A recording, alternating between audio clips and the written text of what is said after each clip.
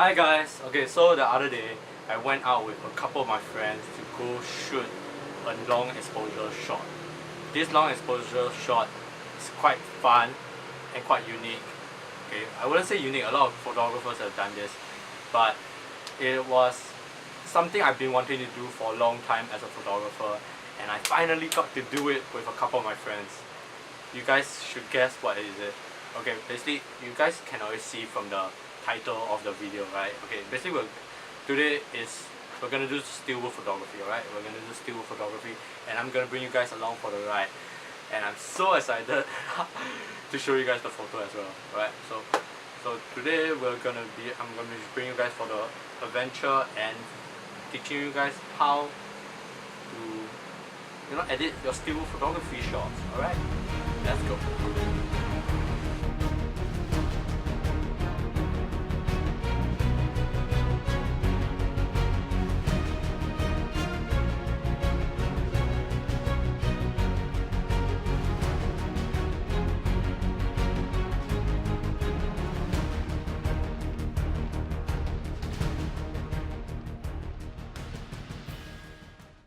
So how do you guys do still photography? Simple. 1, you need a whisker, and 2, you need a rope. Not too long, but long enough to spin it around. Like spin it around. Yep. I would say mine isn't that long. You can get a longer one, but this was long enough. I would say it was let's see, the diameter, the circumference it could create was quite around until from top of my head to at least around my knees. So it's quite decent, the circle it could make. I'm 5'9", so which is 175, so keep that in mind. Alright, so that's step number 1. Get yourself a whisker and a rope which you have to tie around so that you can spin around. Tie around tight. That's step number 1.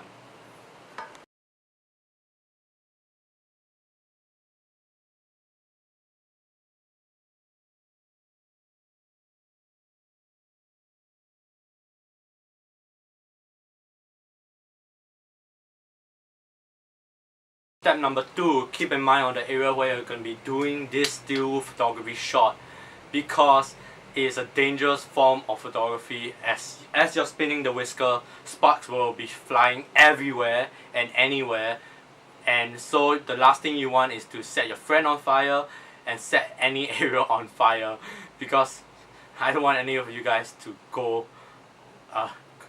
get catched by the police or something and like be on the next 9 p.m. whatever news and be like, oh, a boy set a forest on fire due to still photography or something. No, I don't want that to happen to you guys. So keep in mind on the location where you're going to be doing this photo shoot, because still photography is indeed and in fact dangerous.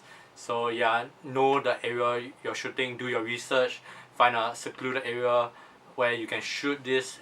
Alright, now on to step 3, which will be camera setting. So the settings I shot this photo was in f-stop 8, which is your aperture, and of course shutter speed 8 seconds, shutter speed was 8 seconds, and of course my ISO was 100, because we're going to be doing long exposure, so that's why your ISO must be of the lowest, because lots of light will be entering into your camera, because it is 8 seconds long. Alright, so you don't want high ISO, or else all you'll see is white, like blank of white, like that. Okay, so that's your camera settings. Alright, but it's of course the 8 seconds is of course depending on your steel wool, because if you have a top quality steel wool, I would say it lasts longer, because as you're spinning, like it will last longer, so you can set your timing at a longer seconds, like maybe 10 seconds to maybe even 15 seconds.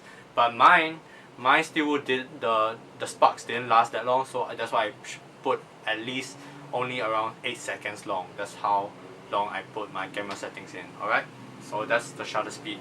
And so another thing to note is to bring a tripod along, because we are doing long exposure. Of course you must bring a tripod along, I'm guessing you guys already know that, but yeah, remember to bring a tripod along. You don't want your camera as it's shooting the long exposure to be shaking while you're holding it manually. No, it shouldn't be even doing long exposure like handheld. It's no way gonna be nice because extra light will entering as you're shaking the camera, even just by a little bit.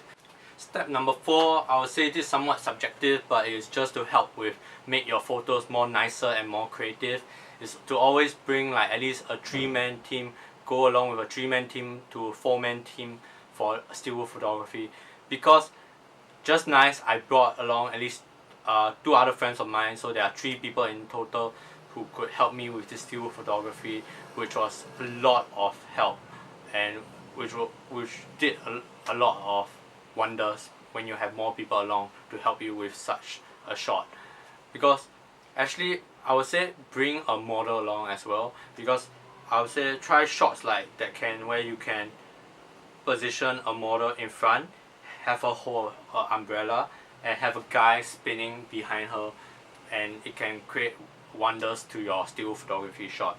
For mine, as you guys can see here, I only did like one guy by myself. So what I did was I hold my head like that and just spin the still like that in a circular motion, which I thought was still cool. And yeah, props to my my friend for suggesting that pose and that idea. The first, anyways, another shot I did was this, which a friend of mine just stand and just swing around in front, where he was muscular, so he could make the circles much more steady. For mine was like it was all over the place because I couldn't see. I was like holding it like this, and I was just like swinging the rope as much as I can to make the sparks fly as far as possible. But still, it still created a dope shot. Alright guys, so when you get home, you start importing your still photos. Then for me, I'm gonna use Lightroom for sure as my editing software to edit these still photos. So right now, these are 4 still shots. Let me show you. 1, 2. So I took 4 still shots, and yeah, so 4. So some I already edit. My favorite is this 3rd one for sure, because I like the angle of it and like the overall like feel of it. I like it. Plus you know, I mean I'm joking. What?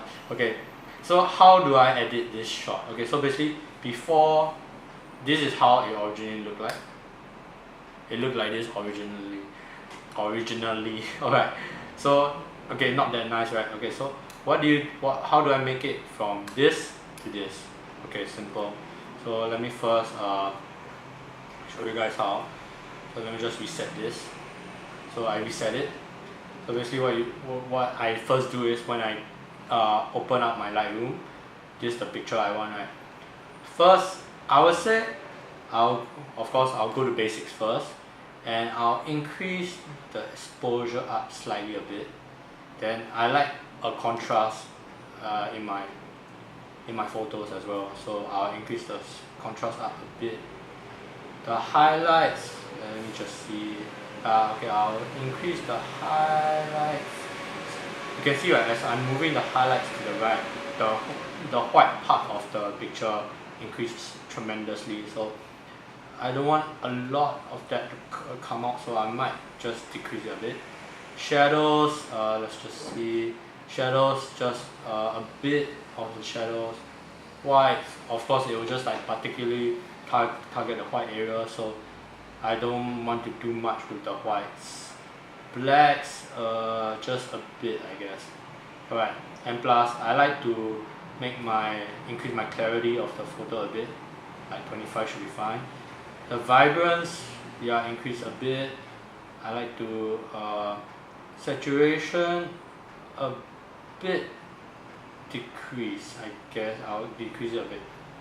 Okay, but here's the main part of this shot. I will go straight to the HSL sliders and manipulate the colors, because I like colors. You know, colors are the main focus in this picture, so just focus around orange and yellow because those are the two main colors that are appearing in these photos, right? Okay, so orange, basically I like my my steel sparks to come out more yellowish, I would say, than orange. So I'll move the orange side to a bit yellow, plus 15, okay, plus maybe 15, yeah, 12 can. And I'll saturate it just a little.